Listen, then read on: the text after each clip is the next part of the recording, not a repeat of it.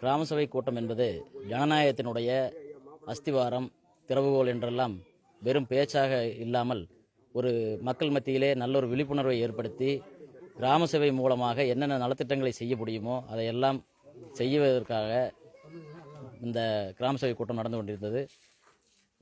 குடியரசு தினத்தன்று நடந்த இந்த கிராம சபை கூட்டத்திலே பல்வேறு கேள்விகளை நாங்கள் எழுப்பியுள்ளோம். குறிப்பாக குடிநீர் மற்றும் சுகாதாரம் சார்ந்த அனைத்து கேள்விகளை நாங்கள் எழுப்பியிருக்கிறோம்.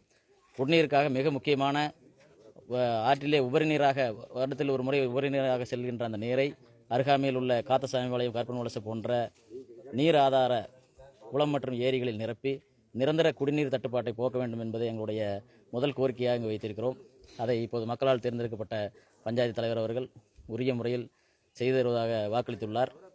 அதேபோல இந்த கடந்த 2-3 ஆண்டுகளாக அரசாங்கத்தின் மூலம் நடந்து கொண்டிருந்த இந்த பஞ்சாயத்தானது சுமார் 1 கோடிக்கு மேல் நிதி ஆதாரம் வந்திருக்கிறது. அந்த நிதி ஆதாரத்திற்கான வரவு செலவு கணக்குகளை நாங்கள் இங்கு கேட்டிருக்கிறோம். அதற்குண்டான பதிலை இன்னும் 1 வார காலத்திற்குள் அவர்கள் தெரிவிப்பதாக கூறியிருக்கிறார்கள்.